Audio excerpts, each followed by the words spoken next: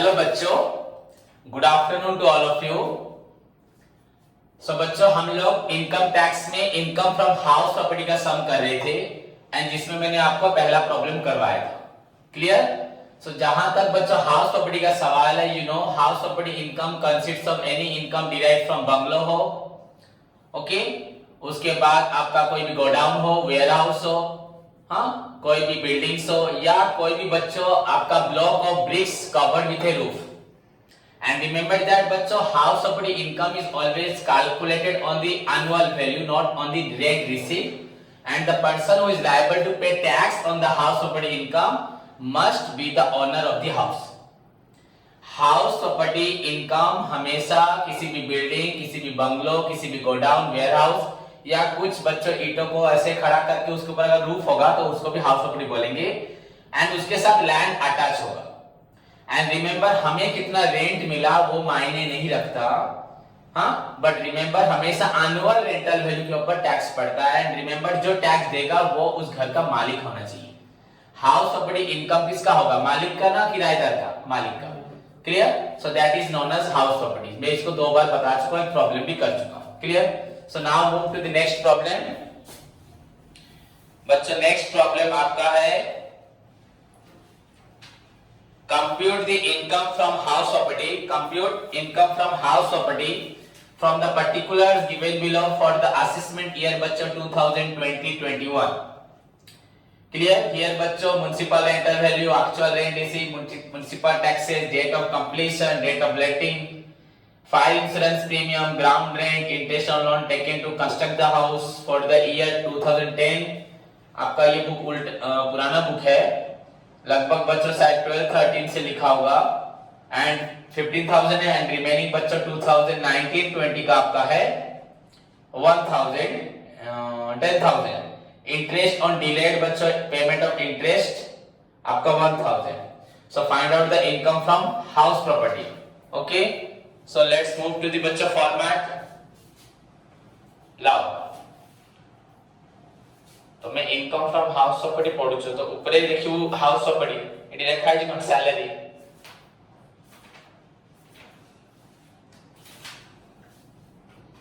पहले से class start होगा, तुमको मालूम है सर आज पढ़ाएंगे, तो पहले से बुक खोलना चाहिए, तब से बैठे हुए हो, वेट करो सर के तरफ हल करेंगे।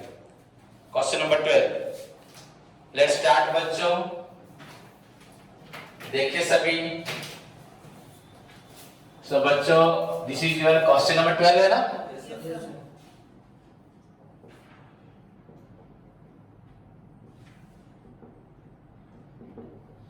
सॉल्यूशन। ओके, तो बच्चों क्या लिखना है?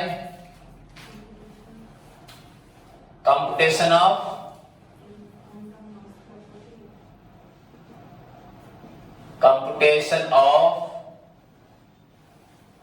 इनकम फ्रॉम, कोई नेम है?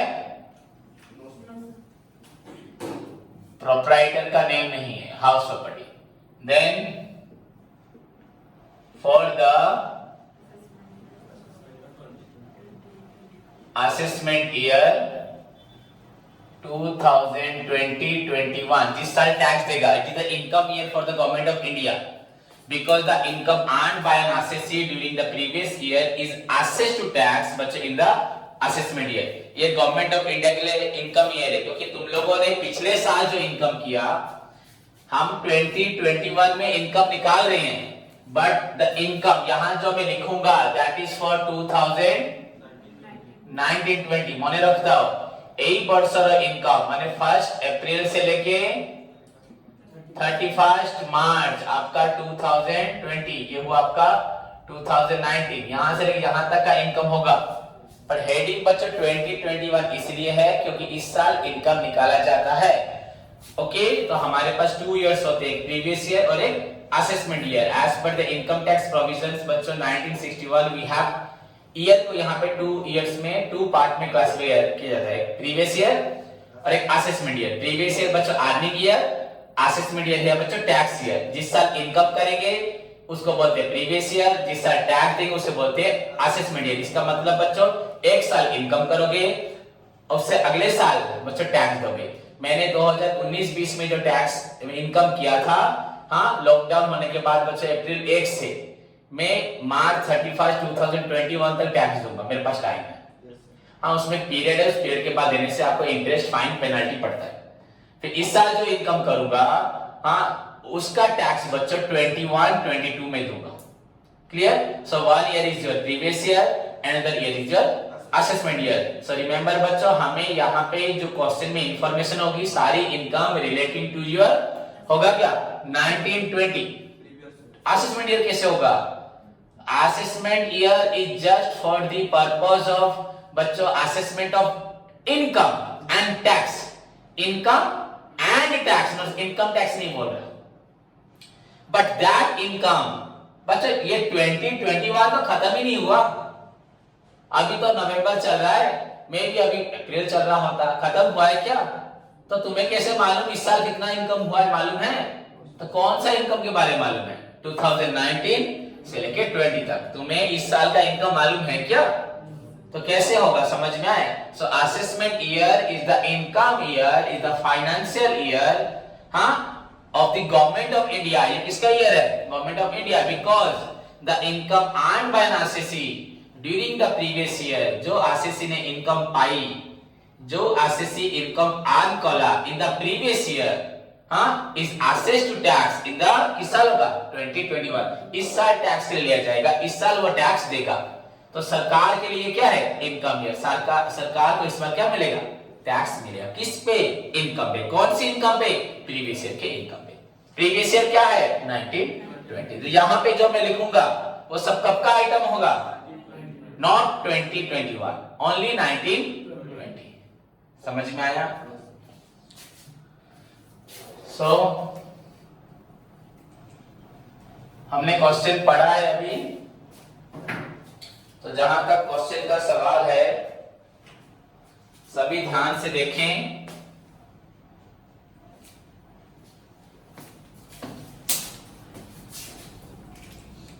बच्चों रुपीज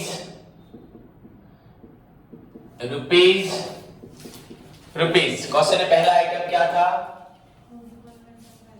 थोड़ा आवाज जोर से बोलो। Municipal rental value. बच्चों हमें यहां क्या लिखना है, याद है सबको? फर्स्ट क्या लिखना है? MRV municipal rental value, then FRV fair rental value, then उसके बाद बच्चों actual rent receive. Ranjan class नहीं करेगा तो समझा कैसे? प्रीवियस क्लास को लेके समझना। बच्चों मैंने बोला था, सपोज मुझे इस घर से किराया मिलता है एक महीना में 50,000, कितना मिलता है? तो 12 महीने में कितना मिला? 6 लाख। तो मोर घर ठारू इनकम कितना हो? 6 लाख। मुझे घर से इनकम आता है 6 लाख, पर जब टैक्स की बात आएगी मैं झूठ बोलूंगा नहीं, मुझे बस मिलता है घर का किराया 30,000, कितना मिलता है? तो 12 कितना? 3 लाख। तो मुझे तो मिछो कोई पड़े ना, तो मुझे तो इनकम कम कोई नहीं पड़े, तो मैं तो इनकम जरूर कम बोलूंगा। तो दैट इज व्हाई बच्चों तुम कितना रेंट लेते हो उसको लिया जाएगा नहीं। तू बोलेगा कि सर मुझे रेंट कम मिलता है, तो हम मानेंगे नहीं। बच्चों उस घर का उस एरिया में म्युनिसिपैलिटी वैल्यूएशन क्या है पूछा जाएगा। म्युनिसिपैलिटी बोल रहा है इस घर का वैल्यू है 7 लाख। फेयर रेंटल वैल्यू, इस एरिया की सोसाइटी से एक वैल्यू पूछा जाएगा, उनके हिसाब से इस घर का वैल्यू है 6,50,000। हाँ या नहीं? ओके, अगर ये प्रॉब्लम होगा तो हमारे स्टैंडर्ड रेंट है, वो हमारे रेंट कंट्रोल एक्ट, देश में रेंट एक्ट होती है, वो रेंट बोर्ड होती है, वो फिक्स करती है। रेंट कंट्रोल एक्ट में, स्टैंडर्ड रेंट एक्ट में बच्चों वो लोग फिक्स करते हैं। तो इस एरिया का म्युनिसिपैलिटी वैल्यूएशन क्या है, फेयर रेंटल वैल्यूएशन क्या है, एंड तू क्या बोल रहे हो? तुमको रेंट मिला है सपोज 8 लाख, मैंने यहाँ 6 लाख लिखा, सोच लो ये और ज्यादा है, सोच लो 70-80 हजार होगा, 70,000। तो तुमको कितना मिला? 8 लाख। तो तुम लोग बोल रहे हो 3 लाख, कोई प्रॉब्लम नहीं। म्युनिसिपैलिटी बोल रहा है 7 लाख, फेयर रेंटल वैल्यू बोल रहा है 6,50,000 या 7 लाख बोल रहा है, ये 8 लाख बोल रहा है, क्या बोल रहा है? एंड अगर ये 8,40,000 डेफिनेटली म्युनिसिपैलिटी बोलेगा 8,40,000 बोलेगा। समझ में आया कि नहीं? फेयर रेंटल वैल्यू जरूर बता देगा 8,40,000 या और भी ज्यादा बता देगा। एंड तुम लोग बोल रहे 3,60,000, कोई नहीं मानेगा। इन तीनों में से जो ज्यादा उसको क्या लोगे? समझ में आया कि नहीं है? That is known as annual rental value. तो क्वेश्चन में देखो क्या लिखा है, एमआरपी क्या है? 24,000 per annum. Fair rental value देगी। एक्चुअल रेंट क्या है? 30,000 पर एनम। तो एक्चुअल रेंट 30, म्युनिसिपल रेंट 24। चलो जो भी हो, व्हिच एवर इज हायर, क्या होगा? इस बच्चों annual which ever is higher बच्चों, दैट इज नोन एज, उसे क्या बोलेंगे? Annual rental value ARV। तो ज्यादा कौन सा है? ये 30,000, तो राइट डाउन हियर 30,000। क्या लोगे? 30,000। उसके बाद बच्चों क्या होगा? लेस, बोलो लेस क्या होगा? फॉर्मेट में क्या था? या अनरियलाइज रेंट है क्वेश्चन में क्या? अब तो प्रीवियस क्वेश्चन क्या देख लीजिए, म्युनिसिपल टैक्सेस लेस, अगर अनरियलाइज रेट होता तो यहीं पे लिखा जाता। तो म्युनिसिपल टैक्स कितना है? म्युनिसिपल टैक्स कितना है बच्चों? कौन 24 रुपीज? 2000। तो 24 30 खाली कोई 2400 2400। हाँ, टेनेंट ने दिया है ना ओनर ने दिया है? बच्चों कहां लिखा है? Municipal taxes 2400 per annum. So this is your बच्चों क्या निकला? माइनस करने से 0 0 okay 6 7 2 27,000। So this is your बच्चों net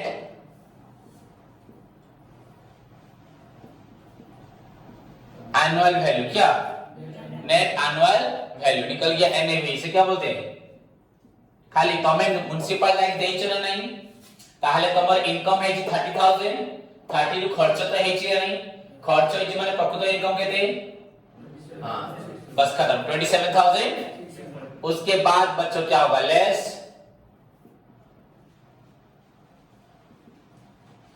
deduction under section 24। Deduction under section 24। एक स्टूडेंट अगर फॉर्मेट देख लेगा अपने आप प्रॉब्लम कर पाएगा। बच्चों क्वेश्चंस में कुछ जरूरत नहीं, जितनी इंफॉर्मेशन है तुमको बस यही फॉर्मेट को याद करना है। Less deduction under section 24। तुम लोग जो अपना इनकम क्या, कितने इनकम किया? 27,600। तो 24 में बोला जाता है कि हर एक इंसान को अपने घर का मेंटेनेंस करना है कि नहीं? साल भर घर में कुछ मेंटेनेंस होगा कि नहीं होगा? उसके लिए डायरेक्टली 30% तुमको छोड़ देगा।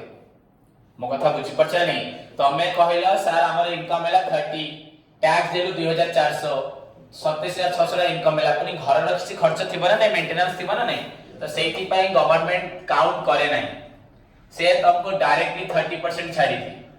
नॉल तुमने सो मिछो कहे सर हमने 27 में से खाली 20,000 का कर दिया, घर का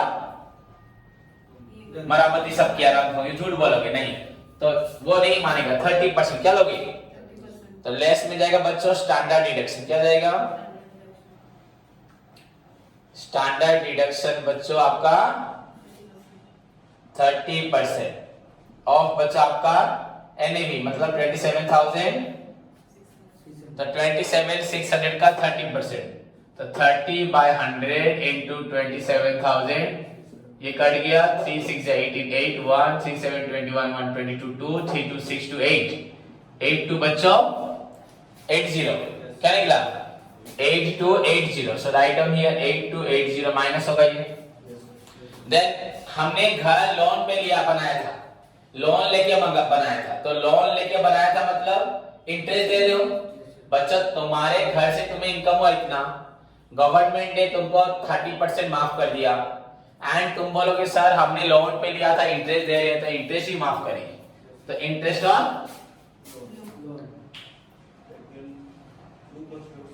इंटरेस्ट ऑन लोन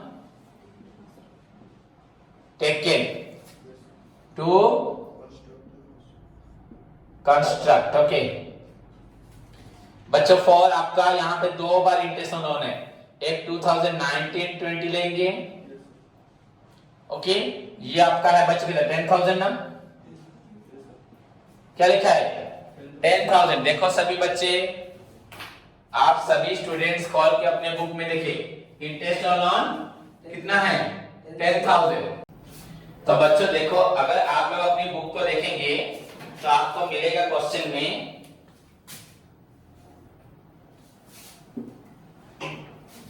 बच्चों क्वेश्चन में लिखा है इंटरेस्ट ऑन लोन, एक लिखा है 2013-14 से लेके 2018-19।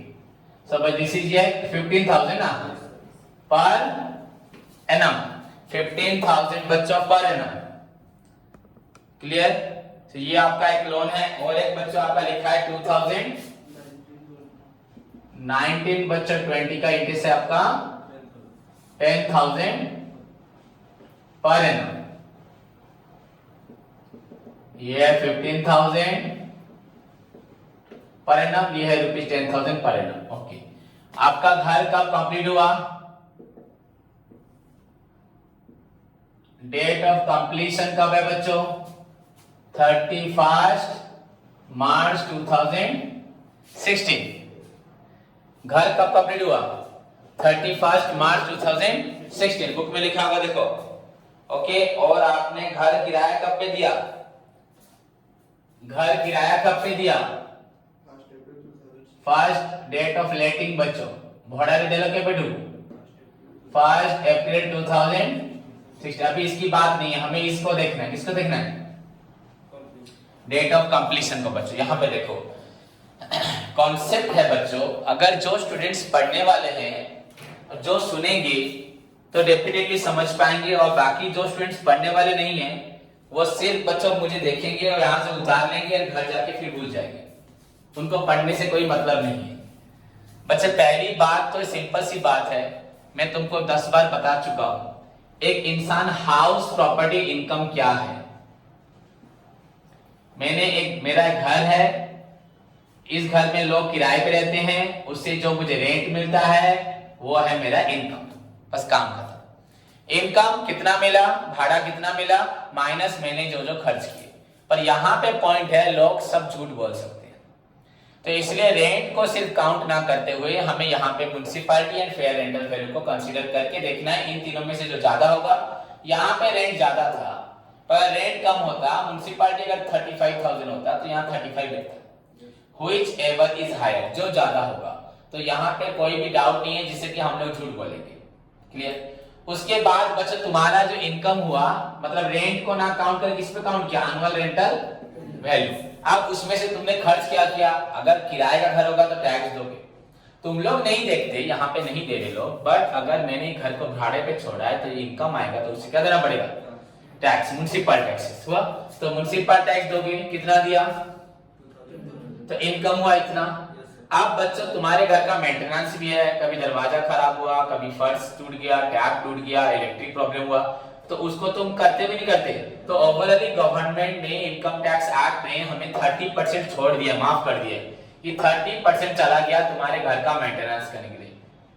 तुम पे वो अत्याचार नहीं करती, समझ में आए? तुमको सिखा भी रही है, घर को मेंटेन भी करो, अपनी इनकम भी बढ़ाओ और हमें टैक्स भी दो। ना तुम घर को मेंटेन भी करते हो, ना तुम इनकम तो बढ़ाते हो, ना टैक्स देते हो। पर वो समय चेंज हो जाएगा कुछ दिनों में, देखना।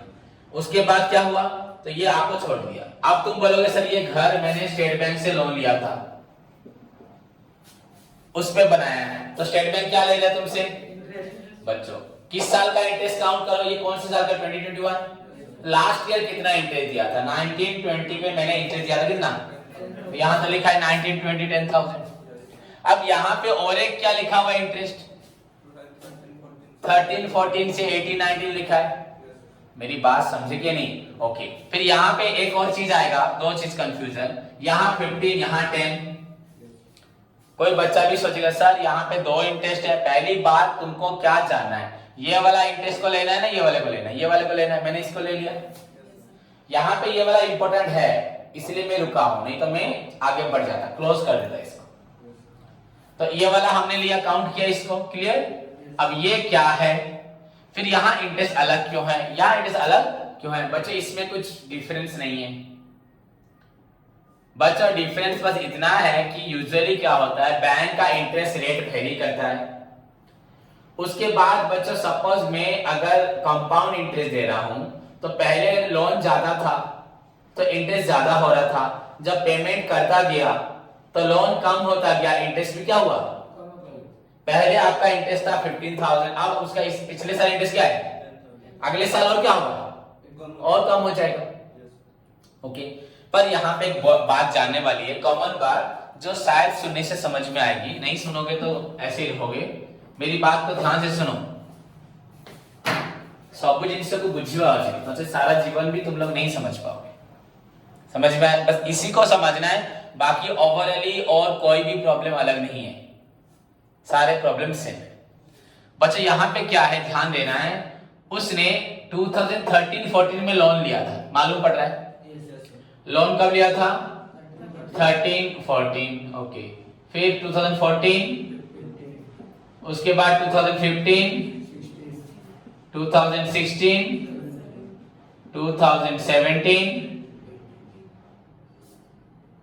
2018, इतना है ना।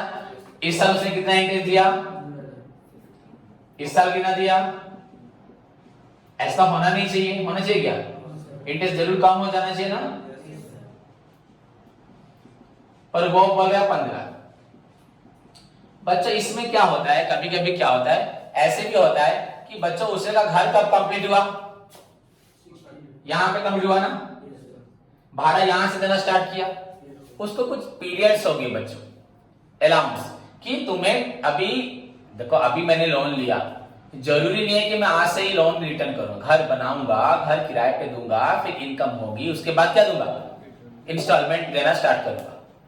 तो जरूरी आज से दूंगा, आज से ही दूंगा तो मेरे को तो आधा पैसा मिलेगा, खर्च भी हो जाएगा। हाँ, जिनके पास पैसा है वो दे सकते हैं, दोगे तो और भी अच्छी बात है, हाँ नहीं? तो उस इससे मालूम पड़ रहा है वो लगभग इंटरेस्ट देता, वो इंस्टॉलमेंट देता नहीं था, ईएमआई देता नहीं था, पहली बात। ओके, अब वो ईएमआई दे ना दे हमें फर्क नहीं पड़ता, पर मालूम पड़ रहा है नहीं देता। ओके, अब तुमको एक चीज ध्यान में रखनी है बच्चों, यहाँ पे रूल क्या है, प्री कंस्ट्रक्शन इंटरेस्ट, क्या, हाँ प्री कंस्ट्रक्शन। ऐसे क्या होता है बच्चों, सपोज मैं अपनी बात भी अगर करता हूं, मैंने भी घर लोन पे बनाया था, तो बच्चों मैंने जब लोन लिया था 2016 से लेके 2017, इस साल मैंने बैंक को कोई भी रिटर्न नहीं दिया, तो जो लोन लिया था उसका इंटरेस्ट बढ़ा कि नहीं बढ़ा, तो प्रिंसिपल प्लस इंटरेस्ट बढ़ गया, हाँ या नहीं, मेरी बात समझोगे नहीं। इस साल तो मैं रिटर्न नहीं किया, मैंने रिटर्न कब स्टार्ट किया देना, 70 से देना स्टार्ट किया, तो इस साल जो मेरा इंटरेस्ट था, हाँ इस साल अगर मैं इनकम करता तो ये इंटरेस्ट मुझे क्या मिलता है, इनकम टैक्स से माइनस करता। इसने घर कब से दिया भाड़ा, यहां से, इसने जो यहां पे इंटरेस्ट दिया, कितना इंटरेस्ट, यहां पे इंटरेस्ट दे रहा है बैंक को, बैंक छोड़ेगा इंटरेस्ट लेगा, यहां पे इंटरेस्ट, इन सब का रिडक्शन उसे मिला क्या, मो कथा बुझी पारा नहीं, मु अच्छी सपोज 2019-20 मु एई वर्ष इनकम रू एई वर्ष इंटरेस्ट को करछि माइनस करछि, इस साल की इनकम से इसको माइनस कर रहा हूं, इस साल की जब इनकम होगी इसको माइनस करूंगा, इस साल की जब इनकम होगी इसको माइनस करूंगा, इस साल की जब इनकम होगी इसको माइनस करूंगा। बट बच्चा एक ही तो इनकम हो न थिला, हो रहा था क्या, तो एक तो से इंटरेस्ट दो थिला, तो शुरुआत में उसको इनकम होती नहीं थी, पर वो इंटरेस्ट देता था, मतलब उसका खर्च हुआ है, इनकम कम होना चाहिए, पर वो जो खर्च हुआ था उसके ऊपर उसे कोई भी क्या डिडक्शन या छूट मिली क्या, इस घर से मुझे इनकम आज हो रही है, डेफिनेटली इस घर के लिए मैंने बहुत पहले खर्च किया था, उस पर इनकम तब नहीं था, तो उसके लिए मुझे कुछ डिस्काउंट मिला क्या, छूट मिली क्या, मिली क्या, तो इसके लिए भी इनकम टैक्स में प्रोविजंस है।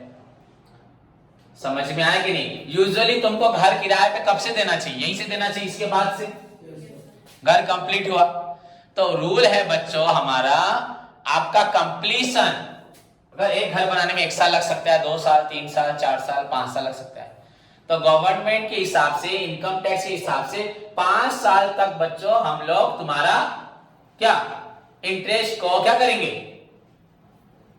डिडक्ट करेंगे। 5 साल तक कर सकते हैं, क्या मैक्सिमम 5 साल तक। समझ में आया? तो यहां पे तुम्हारा 5 साल तक नहीं, एक्चुअली मैं गलत बोला, 5 किश्तियों में, सॉरी गलत बोला, 5 किश्तियों में, क्या 5 बच्चों आपको 5 बार आपको रिडक्शन मिलेगा। मैंने गलत बोला, पूरा 5 साल में नहीं, 5 बार में छूट मिलेगा। सपोज बच्चों उसका रूल क्या है, घर कब कंप्लीट हुआ, 16, माने ये 15 से यहां ना, इस डेट पे, लास्ट डेट पे, यहां पे इसका प्रीवियस रूल यही है। बच्चा इस साल घर कंप्लीट हुआ, इस साल क्या दिया, भाड़े पे दिया, इस साल में आपको ये डिडक्शन मिल जाएगा। पर इसका रूल यह है बच्चों 2015-16 में कंप्लीट हुआ, इससे प्रीवियस क्या है, कितना इंटरेस्ट दिया था, 15,000 प्लस 15,000 ना, तो इसका कितना हुआ, इसको मुझे छूट मिला क्या, 30,000 मुझे देख नहीं गवर्नमेंट को, हाँ इसके लिए मुझे कुछ मिला क्या, तो इस 30, तो तुम एक इंसान क्या बोले, सर इस साल डायरेक्ट 30,000 माइनस कर दो, क्या करोगे, नहीं, वो रूल है प्री कंस्ट्रक्शन जो इंटरेस्ट होगा, क्या होगा, प्री कंस्ट्रक्शन इंटरेस्ट। क्या लिखा यहां पे, माने कंस्ट्रक्शन होने से पहले, किंतु रूल माने रखिए वो जिस साल खत्म होगा उसका प्रीवियस ईयर, क्या तुम्हारा खत्म हुआ 31/3/16 को, मतलब ये कौन सा डेट है, 15/16 को, तो कौन सा लोगे, 14-15 लोगे एंड 13-14, तो ये 2 साल, इस 2 साल जो इंटरेस्ट दिया होगा गवर्नमेंट को, उसको बच्चों तुमको 5 बार में डिडक्शन मिलेगा। तो तुमने किया प्री कंस्ट्रक्शन इंटरेस्ट, कितना है प्री कंस्ट्रक्शन, बोलो 15,000 प्लस, अगर सपोज यहाँ पे 2012-13 होता उसको भी लेते 15,000, पर कितने साल का लोगे, ऐसा कुछ नहीं, 5 साल का नहीं लेना, 10 साल का भी हो सकता है, लेकिन 5 बार में तुमको क्या मिलेगा, तमें कहबे सार घर बनेवा समय मध्य इंटरेस्ट बैंक जोड़ी देछि, से इंटरेस्ट तो हम कोटी डिस्काउंट रे मिलिला नहीं, तो गवर्नमेंट को ठीक अछि केते इंटरेस्ट देइथिलो कुह, ताको 5टा किस्त रे कोन करे छी छाड़ी दिए छी, तो 15 + 15 हो गया, ये 2 साल का होगा, इनटू बचा how many 1/5, that is the rule, क्या होगा, तो वो रूल करी प्री कंस्ट्रक्शन इंटरेस्ट में बच्चों घर जिस साल कंप्लीट होगा उसका प्रीसीडिंग ईयर, ये है एक प्रीसीडिंग ईयर, ये है एक प्रीसीडिंग ईयर, इसमें कितना इंटरेस्ट हुआ, 15 + 15 30 को डिवाइड करो 5 से क्या हुआ 6, क्या हुआ, तो राइट डाउन हियर 6, सो 10 6 16 8 24 बच्चों 280, क्या निकला ये 24 68 24 280 निकला, क्या निकला 24,000 बच्चों। हमें डिडक्शन क्या मिला, फर्स्ट मिला 8280, दैट इज स्टैंडर्ड डिडक्शन। उसके बाद पिछले साल का इंटरेस्ट क्या है 10,000, फिर पिछला इंटरेस्ट कितना था 30, वो हमको कैसे मिला, ऐसे खत्म हो गया। समझ में आया कि नहीं? सो 24,280 या माइनस करो बच्चों, यू विल गेट हियर, थोड़ा गलत लिख दिया ना, चलेगा, प्रॉब्लम तो नहीं है। इसको मैंने यहां लिखना था, चलेगा कि नहीं लगेगा? इन दोनों को हम यहां लिख दिया, फर्स्ट कलम में लिखता भी चाहता वहां लिख दिया। अब माइनस कर दो बच्चों, 0 - 0 0, ये हुआ 2, ये हुआ 3, ओके, देन हुआ ये आपका 7 - 4 3। आंसर क्या है देखो, हो गया 3,320, उसमें देख, ओके बच्चों, that is your income from house property, clear? Write down, ठीक से लिखो सभी।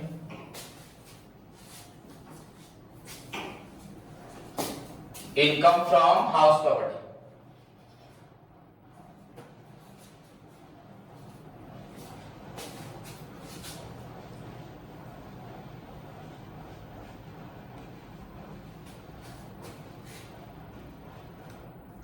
Okay, so this is your question number 12।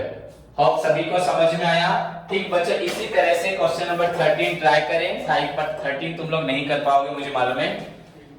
हाँ 13 नहीं होगा, नहीं होगा 13 बच्चों ना, 13 हो गया, ये 13 था ना। ये सर तो उसके बाद बच्चों उसका नेक्स्ट क्वेश्चन मिस्टर जोसेफ क्या है, ये वाला तुम लोग नहीं कर पाओगे, इसमें थोड़ा प्रोसीजर अलग है, तो उस क्वेश्चन को बच्चों छोड़ देना। If possible try to solve बच्चों आपका क्वेश्चन नंबर 15, 16, 17 करो। ओके, नहीं तो मैं नेक्स्ट क्लास से पढ़ाऊंगा।